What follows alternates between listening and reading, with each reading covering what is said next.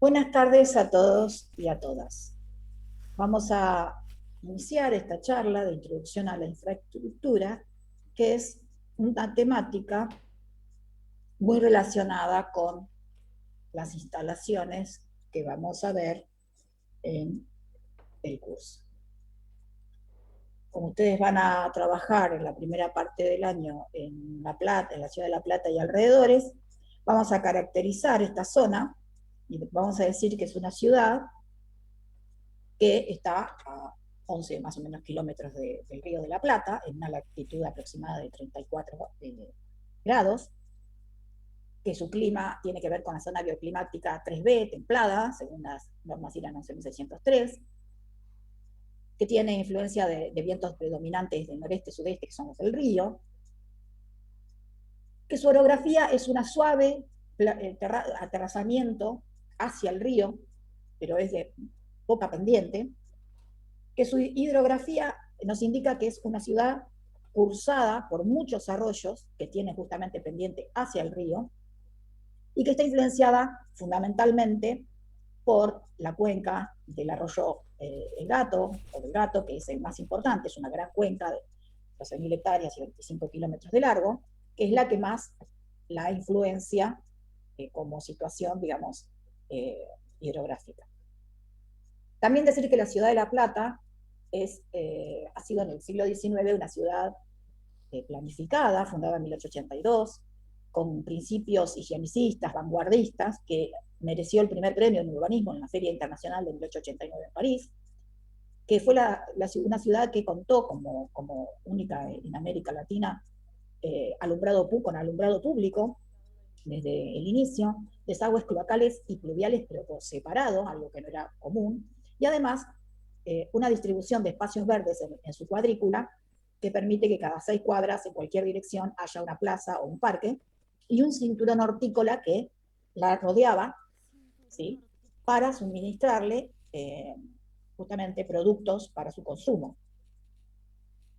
El siglo XXI la encuentra con un crecimiento urbano caótico, no planificado, como muestra esta gráfica, con sobreexplotación del suelo, impermeabilización del territorio, elevada escorrentía o escurrimiento del agua, precisamente por la impermeabilización, contaminación de cursos de agua y deficiente infraestructura de servicios.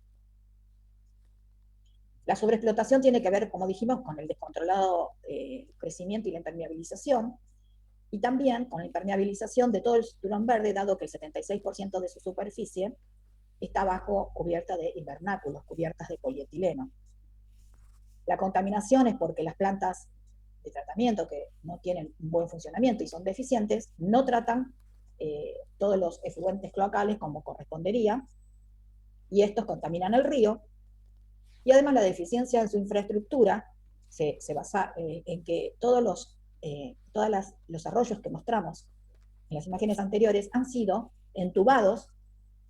Todas estas líneas de colores, azul, rojo y demás, son el entubamiento de esos arroyos, y que por falta de mantenimiento, obstrucciones y todo tipo de deficiencias, produjeron en una tragedia sucedida hace ya algunos años, el 2 de abril de 2013, que la ciudad se inundara por completo, como muestra la imagen de la izquierda, toda esa mancha de agua, fueron las zonas inundadas de la ciudad de La Plata, dado que su infraestructura de desagües pluviales era sumamente deficiente y estaba en mal estado de mantenimiento a su vez. Eh, esa situación produjo una catástrofe y bueno, además de esa problemática, está la problemática, decíamos, de la contaminación de los cursos de agua, y son todas cuestiones que tienen que ver con la infraestructura. Según la densidad de ocupación y la infraestructura disponible, las zonas se consideran, según el CODE, o sea, el Código de Ordenamiento Urbano y Territorial, como zonas urbanas, suburbanas o rurales. Tienen que ver con la densidad de ocupación. Y también tiene que ver con si cuentan o no con infraestructura. Es decir, la infraestructura es un conjunto de equipamientos y servicios que hacen que el suelo rural se convierta en suelo urbano. En el caso de las zonas urbanas, los servicios domiciliarios se conectan a red. En la suburbana, habitualmente, los servicios se resuelven dentro del predio o con acometidas distintas a las urbanas. A veces pueden tener alguna de las redes, pero no todas. Y en la rural definitivamente no hay redes urbanas, sino no hay redes externas, digamos, sino que los servicios se resuelven totalmente dentro del predio y aprovechando la mayor disponibilidad de superficies, dado que las parcelas, el parcelamiento en la zona rural son parcelas mucho más grandes que en las zonas urbanas o suburbanas. En la zona urbana, todos los servicios se conectan a red, dijimos. Bueno, la imagen es bastante elocuente. Son redes que van por debajo de veredas o calzadas, tanto la provisión de agua, que se obtiene de red y se conecta en cada frente, como las redes cloacales, que salen de cada vivienda hacia la red, conectándose a colectoras, que van por debajo de la calzada. Las redes de desagües pluviales, que digamos, desaguan a cordón vereda, porque hay asfalto, cordón vereda. Luego las redes de gas natural también se suministran, van por redes y se van conectando en cada frente sobre la línea municipal de la vivienda. Y la red de energía eléctrica, que siendo urbana, en general es subterránea. En cambio, en las zonas suburbanas, estos servicios habitualmente se resuelven, dijimos, en los predios. En el caso del agua potable, se capta de perforaciones a napas seguras, bacteriológicamente, con perforaciones y bombeo, ¿verdad? El desagüe cloacal se capta en la vivienda, pero se le realiza un tratamiento dentro del predio y se lo absorbe en el predio. Los desagües pluviales también se desaguan o bien a zanja, entubadas, o por distintos medios dentro del predio, depende del tamaño. El suministro de gas se hace con envases y el suministro de energía eléctrica es a través de una red con acometida aérea, no subterránea como la urbana. En el caso de la zona rural, los servicios domiciliarios se resuelven también totalmente ya en el predio, no hay posibilidades de otra forma. La provisión de agua también por perforación y captación de aguas subterráneas. Los desagües cloacales con tratamientos y absorción dentro del terreno, pero como hay mayor disponibilidad de superficie, a veces se pueden utilizar mecanismos distintos a los suburbanos, porque tienen mayor superficies absorbentes.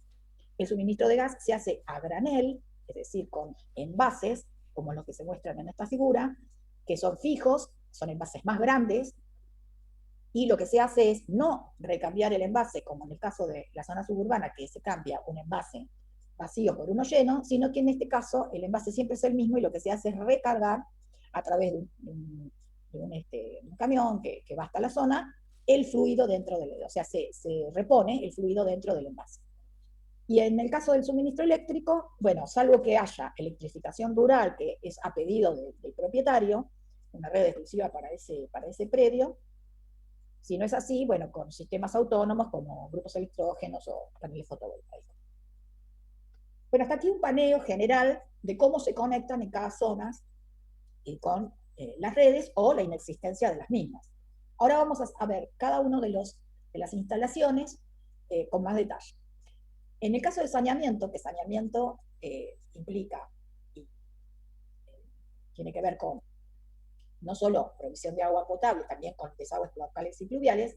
En el caso de provisión de agua potable, este vital elemento tiene que ser bacteriológicamente apto para el consumo y es un recurso escaso, por lo tanto, obliga a ser responsables con su utilización, ¿verdad?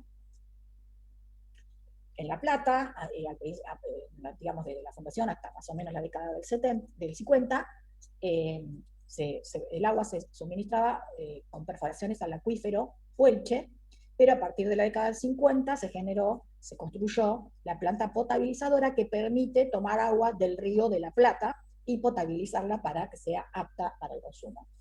Bueno, aquí se ve como dos caños que van hacia el río, se internan unos cuantos metros, 700 metros en el río, toman agua de ahí y a través de un proceso muy complejo se produce la potabilización del agua tomada del río. y luego van a tanques urbanos, y esos tanques urbanos sirven para distribuirlos con cierta presión. Ahora, el problema que hay es que el río de la Plata está contaminado porque ahí también van a parar los desagües cloacales. Por eso la importancia de la planta potabilizadora. En esta gráfica se ve las zonas de cobertura de agua potable que tiene la ciudad y sus alrededores, donde el 40% es suministrado por esa planta potabilizadora que toma agua del río, y el 60% de aguas subterráneas captadas de los acuíferos Pampeano y Puelche, que ya hoy están sobreexplotados. Se puede decir que la ciudad está dividida en dos sectores, de la calle de la avenida 19 hacia el noreste, digamos, y de la avenida 19 hacia el sudoeste. La primera parte está abastecida por la planta potabilizadora, la toma de agua que hay en el Río de la Plata. La planta la potabiliza y la distribuye en ese sector de la ciudad, y también permite un nuevo acueducto que hace unos pocos años, 3 años más o menos, se construyó, que va hacia el norte, que se llama Acueducto del Norte precisamente, para la zona de Citibel, Gonet, Villa Castel, etc. Y decíamos, la zona que queda hacia el sudoeste de la avenida 19 tiene 2 acueductos que llegan a la ciudad, pero que están alimentados eh, por pozos de extracción de agua subterránea, que directamente inyectan el agua a ese acueducto, y desde ese acueducto a las redes domiciliarias. Una vez, como dijimos, que llegan a los tanques urbanos, como son elevados los tanques, esos tanques le dan presión a la columna de agua y a la distribución, alcanzando, por presión natural, alimentar algunas zonas más cercanas, y bueno, y dependiendo de la altura donde está el tanque y de la distancia de la edificación al tanque urbano, bueno, a veces ya se necesitan bombeos mecánicos.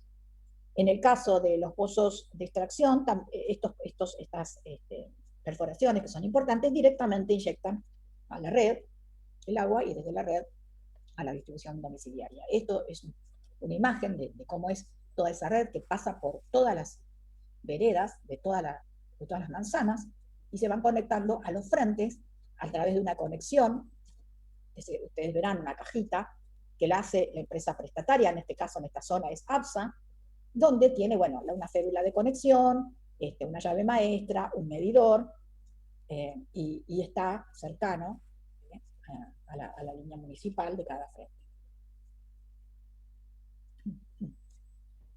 En el caso de las zonas suburbanas y rurales, la captación, decíamos, es por perforación dentro del predio. En el caso de redes, es APSA la que controla la calidad del agua, como sale de la planta potabilizadora, como dijimos. Pero en este caso, cuando la captación y la perforación está dentro del predio, quien tiene que hacer esos controles periódicos de la calidad del agua es el mismo propietario.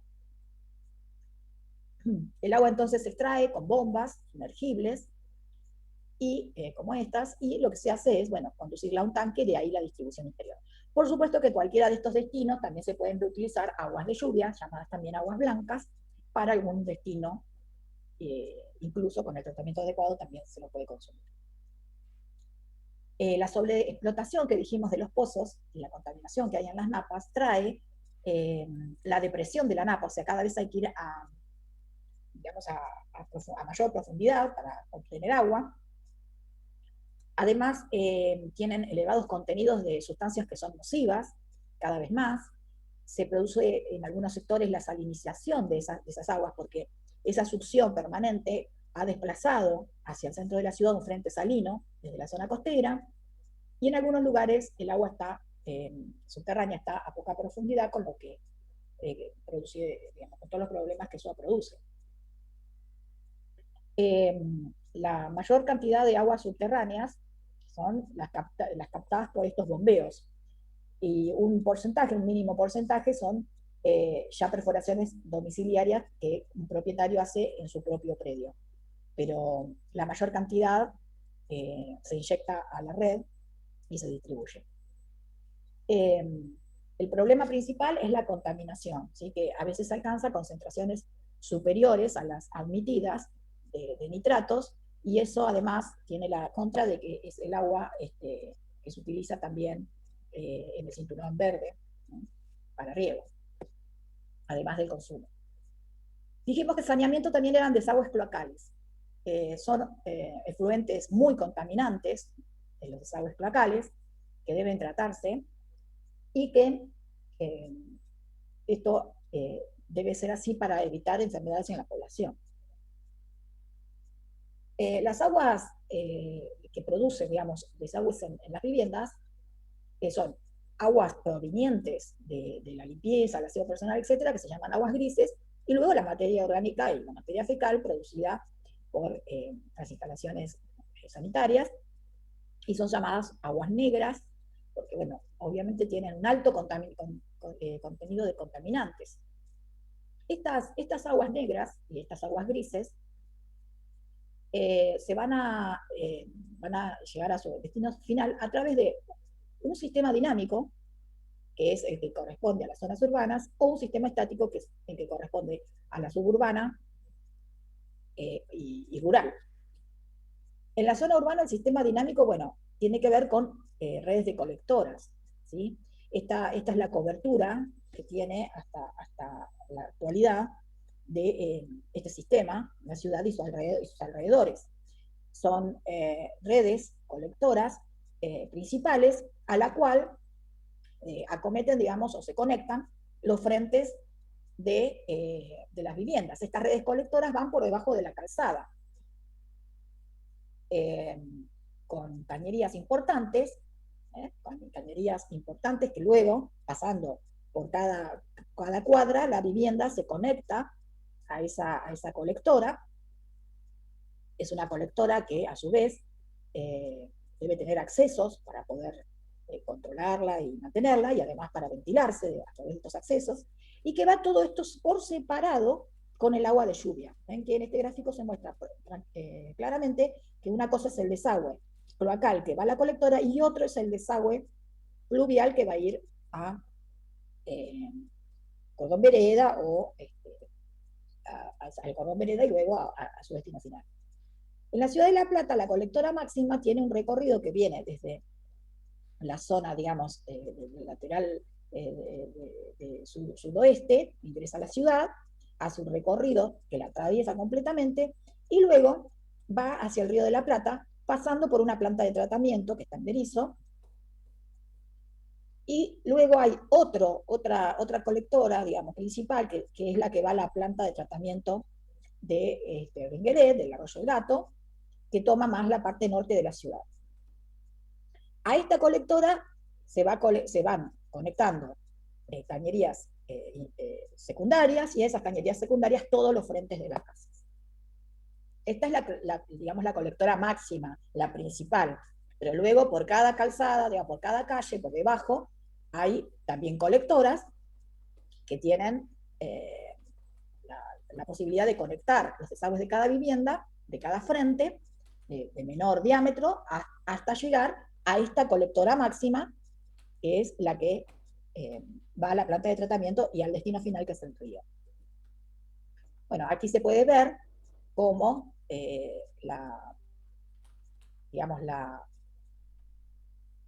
el desagüe hace que el río se vea de un color muy particular, producto de esta contaminación. Y la planta de tratamiento que está, digamos, previo a ese desagüe. En zonas suburbanas y rurales, el sistema estático significa porque no se mueve, sino que se absorbe dentro del mismo predio, está a cargo del mismo propietario de ese predio. Se basa en el tratamiento del efluente y la absorción. Por eso es importante en estos sistemas que esa absorción se mantenga, y para eso hay que hacer algunas veces, no sé, siempre hay que hacer un tratamiento previo, que es la intercepción, o sea, interceptar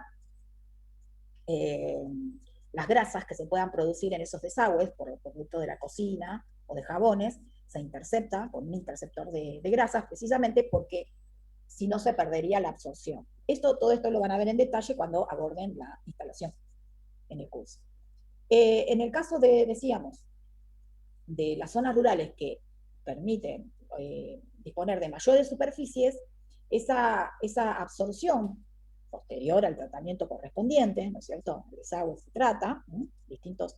Lo que permite es instalaciones de mayor, digamos, de mayor tamaño, porque, bueno, hay más superficie disponible, entonces se pueden, además de la instalación básica de cámara séptica para tratar el efluente y de pozo absorbente para absorberlo, se pueden diseñar instalaciones más complejas, ¿no?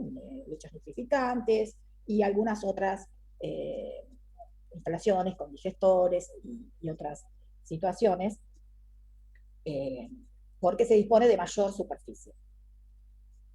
En el caso de desagües pluviales, que también estaba dentro del saneamiento, como dijimos, la problemática es que la ciudad tiene todos los arroyos entubados, lo cual hace que, digamos, haya que controlar permanentemente. El cambio climático además trae lluvias torrenciales en poco tiempo y entonces eso agrava la situación. Bueno, eso es lo que mencionamos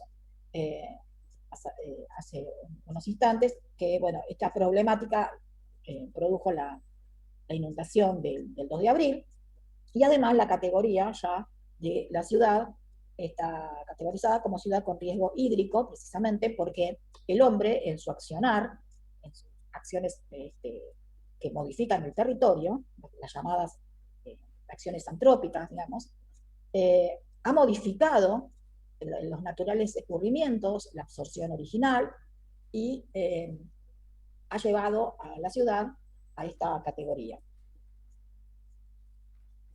Después del 2 de abril, bueno, se hicieron algunas obras estructurales. Hace 3 años más o menos se inauguraron 2 derivadores, que lo que hacen es tomar las aguas de las cuencas altas de los arroyos, interceptarlas y dirigirlas, conducirlas al arroyo del Gato. Una está en la avenida 143 y la otra en la avenida 131, previo a el casco urbano, de manera de que estas aguas no invadan el casco urbano y bueno, y lo alivien ante lluvias torrenciales. Son conductos, fíjense que son conductos de gran medida, este es uno de los derivadores, que van por estas 2 avenidas. En el caso de los desagües fluviales urbanos, lo que se hace es captar, ya sea a través de embudos o a través de canaletas, el agua en la vivienda y llevarla a cordón vereda, que se ve cuando nosotros transitamos, vemos que están esos caños saliendo en el cordón de la vereda. Eso es luego por la pendiente, ¿sí? Como ven ustedes acá la pendiente, el agua se va metiendo en los sumideros, y estos sumideros están conectados con conductos principales, ¿sí? Que los llevan luego al río. En las zonas suburbanas y rurales el agua de lluvia se conduce de distintas maneras, precisamente por disponer de mayor cantidad de superficies, o bien van a zanjas que se entuban y van buscando por pendiente natural conductos, conectarse a algún conducto o alguna zona de drenaje natural. A veces se puede reutilizar captándola y almacenándola. A veces, dado que hay mucha superficie absorbente, se puede directamente trabajar como escurrimiento libre. Muchas veces se conducen a un sector de un parque o de un predio como con drenajes controlados, con jardines, llamados jardines de lluvia, estanques, etc. Se las maneja, digamos, de manera de que si se acumulan en un sector, se le ponen plantas que permiten vivir esos estanques, etc. Se las maneja para que no sean perjudiciales. En cuanto a la provisión de energía, fundamentalmente la energía que se produce, digamos, para cocción de alimentos o para calentamiento de agua o para calefacción, es el gas natural, que va dependiendo de la zona, se va a obtener de distintas maneras. Es un recurso también que escaso y que depende de un combustible como el petróleo, porque el gas se obtiene en los pozos petroleros, a veces en cuencas exclusivamente gasíferas, tiene un elevado costo y bueno, también son contaminantes. Desde el pozo de petróleo van a las zonas urbanas por gasoductos, que son conductos que con compresores importantes van trasladando a los centros urbanos el gas obtenido y llegan por redes a cada frente, donde se conecta, o si no, también se hace un tratamiento y un fraccionamiento, y para las zonas suburbanas y rurales, este fluido se envasa, como dijimos, en envases de menor tamaño o a granel, se los va distribuyendo en cada predio, digamos, siempre desde el pozo petrolero, donde también hay gas natural y distintos gases como butano, propano, etc. Y el gas natural, que es metano. Cuando hablamos de la zona urbana de la ciudad, dijimos que se distribuye por red. En las primeras décadas de la ciudad, estas fotos antiguas, muestra que se producía lo que se llamaba gas manufacturado en una usina de carbón que está en el barrio del Dique, pero ese gas se utilizaba para el alumbrado público, por eso también se llamaba gas de alumbrado. Y luego, a partir también de la década más o menos del 50, la ciudad de La Plata se conecta al gasoducto San Martín, que viene desde Bahía Blanca, se conecta a ese gasoducto San Martín en la localidad de Buchanán, como se muestra en esta gráfica, se conecta en esa localidad con el gasoducto San Martín y entra a la ciudad por la zona sudoeste y conforma todo un anillo de circunvalación que coincide con la circunvalación de la ciudad, en donde fluido que viene a presión importante baja su presión a una presión media, como media presión, en plantas reductoras, que ustedes pueden ver en la circunvalación en distintos puntos de la ciudad. Entonces, esas plantas reductoras lo que hacen es precisamente darle la presión necesaria, que es media presión, para pasar por todas las redes que hay en la ciudad y en los distintos barrios, y poder conectarse a cada domicilio. Hay varias plantas reductoras que van generando en esa circunvalación la presión óptima. El gas por red, como decíamos, pasa por los frentes de las viviendas, como se puede ver en estas imágenes, en forma de cuadrícula, toda interconectada, y cada vivienda con una derivación, con una pipeta de conexión, se va tomando a esa red. Por esta red pasa gas natural. Esta conexión la hace la empresa prestataria hasta el nicho que está en la línea municipal en cada vivienda, que es esto que vemos acá. Entonces, hasta esta llave se conecta en este punto a través de la empresa prestataria. Este es un servicio, en el caso de La Plata, la empresa prestataria es Camusi, la pampeana. Es una instalación que necesita el supervisado de un profesional matriculado, dado que conlleva peligro, ¿verdad? No así las instalaciones de saneamiento, pero esta de gas, de conexiones de gas, sí necesita matriculado.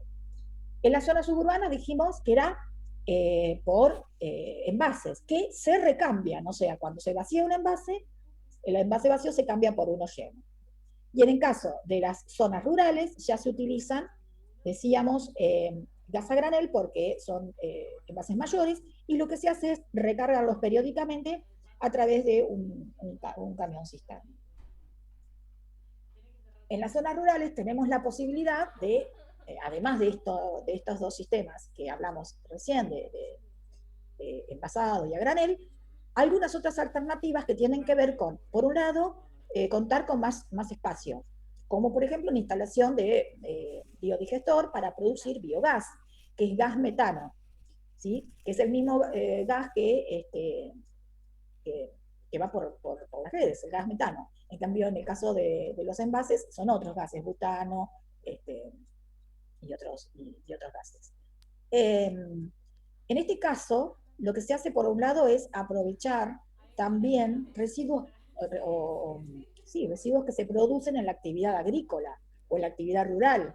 Se utiliza toda esa materia orgánica que se tiene disponible por la zona en donde se está, y además, al tener mayor espacio, se puede hacer una instalación de estas características. Con el biogás, directamente se puede utilizar de la misma manera que utilizamos el gas por red, o sea, para combustión, ¿verdad?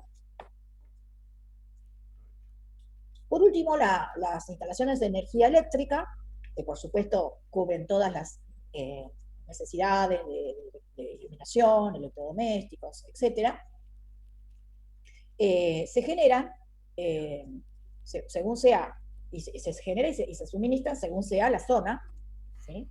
Se generan en centrales, en centrales eléctricas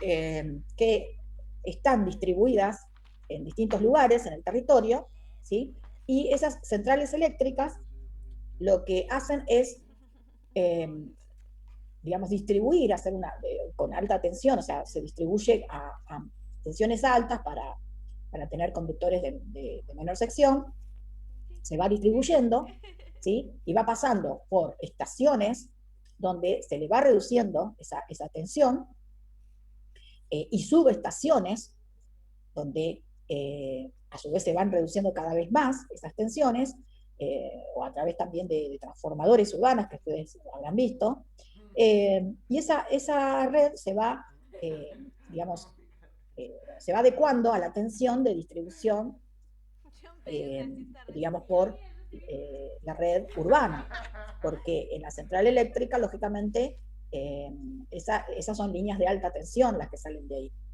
Y para llegar al suministro de una vivienda debe ser en la tensión adecuada, 220, 380.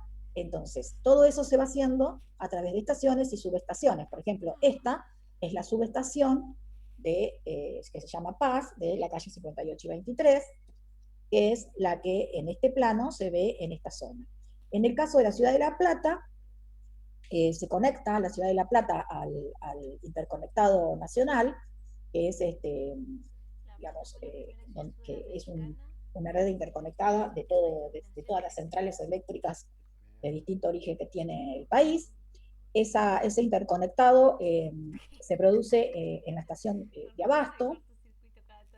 Esa estación va a alimentar a una subestación que es la Malvina, como se llama la subestación Malvinas, que está en la zona suroeste de la ciudad, y desde ahí a las subestaciones barriales, como la que acabamos de ver en la figura anterior, que es esta, en el barrio, por ejemplo, de 58 y 23, que es esta zona, y desde estas subestaciones, ya cuando alcanza la tensión correcta para poder ser distribuida en las líneas domiciliarias, recién desde ahí se distribuye a un sector de la ciudad determinado.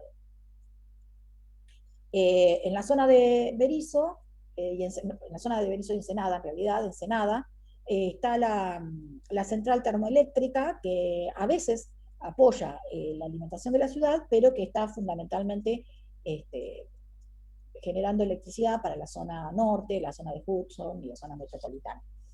Eh, entre todas estas subestaciones se van haciendo de la alimentación y la distribución en cada frente. Ahora bien, si la zona es urbana, esa alimentación va a ser con una instalación subterránea, como la que se muestra en esta figura, donde se va a conectar desde una línea que viene por debajo de la vereda, como habitualmente podemos ver cuando trabaja EDELAP, en la zona, digamos, céntrica o urbana, y esa conexión subterránea es la que luego permite la alimentación de electricidad a la vivienda. Este es un servicio que también debe ser supervisado por un profesional matriculado porque también supone riesgo de vida, ¿verdad? Entonces, precisa ser supervisado por un profesional matriculado. La empresa prestataria de la zona es EDELAP. Y en zonas suburbanas y rurales, en cambio, las acometidas ya no son subterráneas, sino que son aéreas, o sea, vienen desde postes y conductores que se van tomando en esos postes, y se va a hacer la conexión, digamos, a través de un pilar, y de acuerdo a, a la potencia necesaria instalada en esa vivienda o en esa edificación, la misma será una conexión, una cometida trifásica o monofásica. Bueno, eso tiene que ver con, en cada caso, las necesidades de la instalación que debe alimentar esa construcción. Bueno, cuando estamos en zonas rurales, ya netamente rurales, se necesita lo que se llama una red de electrificación rural, que como recorre grandes distancias, va a ser suministrada a mayor tensión, eh, justamente para poder trasladarla a grandes distancias, y luego el interesado, el propietario en tener este servicio debe solicitarlo y debe existir la factibilidad de ese pedido, porque hay zonas que no se pueden obtener y hay zonas que tienen factibilidad, y entonces la empresa genera esa traza que generalmente, que siempre van, digamos, a la vera de las rutas, y a su vez la acometida al predio que solicita el servicio de electrificación rural también debe estar realizado, digamos, sobre caminos de ingreso a esos campos o a esos predios, a esas parcelas. Es posible obtener esta electrificación, pero con un procedimiento, con un pedido de factibilidad y a pedido del propietario. Cuando no se tiene esa opción o no se elige esa opción, se deben utilizar métodos que generen electricidad de manera, digamos, autónoma, ¿no es cierto? Como generadores eléctricos para domicilios o depende, para instalaciones mayores, o eh, producir electricidad a través de paneles fotovoltaicos que luego se acumulan y se utilizan en la vivienda, o a veces, dependiendo si esto no está en zona rural, sino que está a lo mejor en una zona suburbana, puede ser que también se utilice lo necesario y el excedente se vuelva a inyectar a una red, si eso es posible, con un medidor de consumo bidireccional que lo que hace es decir cuánto se produce en la vivienda y cuánto se inyecta a la red, y tomarlo en cuenta luego en la facturación.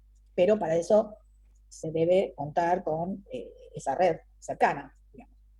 Si no, directamente son sistemas autónomos para alimentar la vivienda en zonas rurales. El acceso a la infraestructura básica, en realidad, hoy por hoy constituye un derecho humano. Esto ya lo decretó, digamos, la ONU hace pocos años, a través de una resolución, explícitamente declara como derecho humano la posibilidad de contar con agua y saneamiento en una vivienda. En los barrios populares, el 68% de los mismos no tienen energía eléctrica, el 89% de los barrios populares no tienen provisión de agua segura, el 98% no tiene desagües locales y el 99% no tiene servicios, no cuentan con servicios de gas natural. Esto lo que nos hace pensar es que el concepto de pobreza no está solamente relacionado con los ingresos de la vivienda, sino también con el de contar con estas infraestructuras básicas que permiten una vida más saludable. Por lo tanto, nosotros como arquitectos debemos reflexionar sobre la importancia de nuestra formación en torno a todas estas temáticas. Bueno, con esta reflexión, entonces, doy por terminada esta charla, que a su vez la van a tener